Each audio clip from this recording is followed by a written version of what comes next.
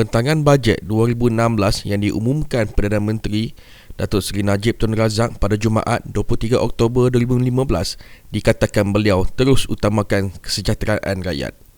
Najib juga berkata rakyat boleh menetapkan keyakinan terhadap kerajaan tanpa sebarang keraguan berdasarkan rekod cemerlangnya menguruskan negara dalam semua keadaan. Namun bagi pemimpin pembangkang, bajet berkenaan dilihat tidak meliputi beberapa aspek dan mempunyai banyak kelemahan. Ahli Parlimen Bukit Katil Syamsul Iskandar Mat Akin berkata, pembentangan bajet kali ini hanya lebihkan rakyat di bandar berbanding luar bandar, terutama sekali dalam sektor pengangkutan. Pada Jun 2015 ini, secara umumnya laporan tersebut menyebut bahawa ada 1.5 juta penduduk luar bandar yang masih lagi tidak mempunyai akses kepada pengangkutan awam. Saya fikir ini tidak disentuh secara khusus dalam belanjawan ini. Perlu diingat bahawa keseluruh lapis masyarakat, tidak kira di bandar atau di luar bandar, telah pun membayar cukai GST. Dan oleh kerana cukai GST ini dibayar oleh semua, maka sewajarnya perkara-perkara yang penting ini harus diberikan keutamaan, antaranya public transport. Dia tidak cukup sekadar pengumuman LRT, MRT yang hanya untuk memberikan manfaat kepada penduduk bandar, tapi penduduk luar bandar itu saya fikir tidak diberikan keutamaan.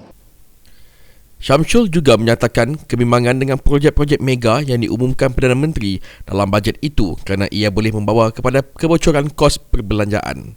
Soal projek-projek besar diumumkan, projek besar diumumkan ini sebenarnya satu perkara yang baik, tetapi kebimbangan besar kita ialah kalau projek-projek ini sekali lagi menjadi tempat untuk berlakunya kebocoran seperti mana yang dimaklumkan dalam setiap tahun oleh laporan Ketua Audit Negara.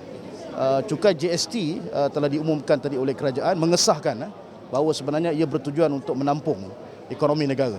Maknanya rakyat didahulukan. Rakyat didahulukan dalam konteks dalam keadaan bermasalah ini rakyat dipaksa membayar cukai GST yang mana tidak ada sebarang signifikan yang ketara. Cukai yang dahulu 18 bilion, cukai sekarang 39 bilion. Jadi ada kurang lebih beza 21 bilion. Yang mana kalau kita ingat setiap kali laporan audit negara, laporan itu menyebut ada kebocoran 21 bilion. So kalau tidak ada kebocoran, maka sebenarnya kita tidak perlu ada GST ini. Sementara itu, Ketua Pembangkang Datuk Seri Dr. Wan Azizah Wan Ismail menganggap bajet berkenaan tidak akan dicapai. Umumkan oleh Perdana Menteri itu, saya ingat tidak dapat dicapai. Ya? Kerana apa yang berlaku adalah selalunya belanja ni akan ada belanjawan tambahan. Jadi defisit yang 3.1 itu saya kira tidak dapat tercapai. Selalunya saya katakan, saya ulangi ya. The deficit of 3.1%, I think it's not going to be achieved because we usually have a supplementary budget. So it's not covered.